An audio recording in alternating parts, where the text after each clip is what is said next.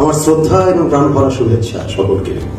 মঞ্চে বসে রয়েছেন আমার প্রণম্য সব বাংলা থিয়েটারের মানিগুণী মানুষজনেরা। এই মানিগুণী মানুষজনদের মধ্যে আমিও বসে আছি, এটা সত্যি আলাদা করে নিজের কাছে একটা গর্বের বিষয়, একটা অত্যন্ত ভালো লাগা খুশির বিষয়। সুভাষগ্রাম আবির্ভাব থিয়েটার আবির্ভূত হল, তাদের 1টি বছর পূর্ণ করছে তারা এই নাট্যমেলার মধ্যে দিয়ে। আমি এই সুভাষগ্রাম আবির্ভাব থিয়েটারের কাজকর্ম এর আগে দেখিনি, একবার কথাও নয়, ওদের তো বছর পড়লো আর কি, সবে 1টা বছর হলো। ওরা কাজকর্ম করবে, আমাদের আশা অনেক, আমাদের ওদের কাছে অনেক প্রত্যাশা। তবে সবে তো জন্মালো একটি শিশুর মতো, মানে যে শিশু ভূমিষ্ঠ হলো আজ টাইপের আর কি। তো সেই শিশুর কাছে আমাদের প্রত্যাশা অনেক, কিন্তু শিশুকে লালন পালন করবার জন্য, তাকে বড় হয়ে উঠবার জন্য তার চারপাশটাকে গুছিয়ে দেওয়ার দায়িত্ব তো আমাদের।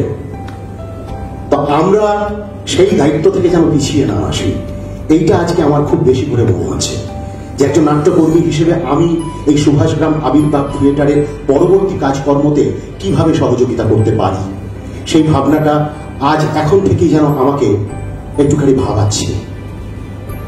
এই ভাবনা একটু আপনাদের মধ্যেও আমি দিতে চাই যে আপনারাও একটু ভাবুন।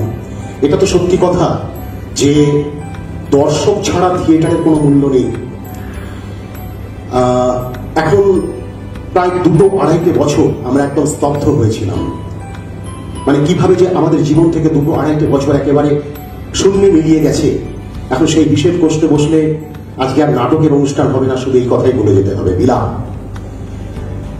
এখন কথা হচ্ছে আর 5টা শিল্পকর্মের থেকে থিয়েটার যেখানে পৃথক, থিয়েটারের একটা ইন্টারাকশনের প্রয়োজন হয়, একজন করে দেখান আরেকজন দেখেন।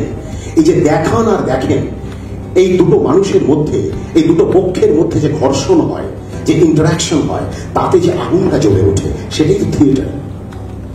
এই আগুনটা যদি না জ্বলে ওঠে, অর্থাৎ এই ঘর্ষণটা যদি না হয়, তাহলে সেটা হবে না। ফলে এই ইন্টারাকশনটা খুব জরুরি। এখন সেটা তো একা একা হবে না, শুধু কেউ করে দেখাবে আর কেউ দেখবে না, হবে না। আর দেখবার জন্য অনেক মানুষ বসে আছেন, অথচ করবার কেউ নেই, সেটা হলেও হবে না। কিন্তু এখন আমাদের সময়টা এমনই একটা জায়গায় এসে দাঁড়িয়েছে যে আমাদের হাতের কাছে এত কিছু, বিনোদনের, প্রলোভনের, লোভ এবং মানে মন ভরানোর কত কিছু আমার হাতের কাছে ঘরে বসেই পেয়ে যাচ্ছি। সেই জায়গায় আমাকে একটু সেজে গুজে এবং মনের তাগিদে একটা থিয়েটারের হলে গিয়ে পৌঁছতে হবে। এইটা কোথায় যেন একটা হতাশার জায়গায় নিয়ে চলে আসছে। একজন নাট্যকর্মী হিসেবে এখানে যারা আমরা খুব অল্প কয়েকজন মানুষ আছি, তারা বেশিরভাগই সব থিয়েটারের সঙ্গে যুক্ত মানুষ, এমনি খুব একেবারে সাধারণ একজন মানুষ যিনি নাটকটা দেখতে এসেছেন বা আজকের অনুষ্ঠানটি দেখতে এসেছেন, উপভোগ করতে এসেছেন, সেই রকম মানুষ এখানে নেই বললেই চলে। সবাই আমরা এই থিয়েটারই করি আর কি, এই থিয়েটারের মানুষজনরাই একে অন্যের কাজ দেখতে এসেছি। কিন্তু তার বাইরে থিয়েটারটাকে আর কিভাবে তার প্রসারতা ঘটানো যায়, আরেকটু কি করে আমার বাড়ির মানুষ এবং তার আত্মীয় স্বজনরা, পাড়া প্রতিবেশী এবং একটা বৃহত্তর জায়গায়, সমাজের একটা বৃহত্তর জায়গায় মানুষের কাছে থিয়েটারকে নিয়ে যাওয়া যায়, সেইটা আমাদের মনে হয় একটা ভাববার জায়গা তৈরি হয়েছে। এটা ঠিকই কথা যে 2-2.5 বছর পর একটা মহামারী, অতিমারী অতিক্রম করে থিয়েটার আবার তার স্বাভাবিক ছন্দে ফেরবার চেষ্টা করছে।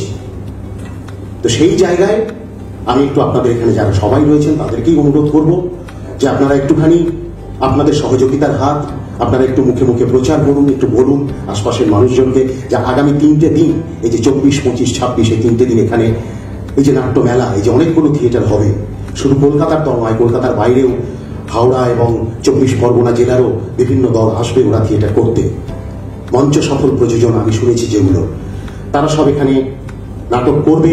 তো সুতরাং তারা একটু যাতে একটু মানুষজন পায়, দর্শক পায়, সেই চেষ্টাটা একটু আমরা করি। আমি ব্যক্তিগতভাবে আমার প্রাণ ভরা শুভেচ্ছা জানাচ্ছি বিশালকে এবং তার দলের সমস্ত যোদ্ধাদের। তারা অনেক বড় হোক, তাদের চলার পথ প্রশস্ত হোক, মজবুত হোক।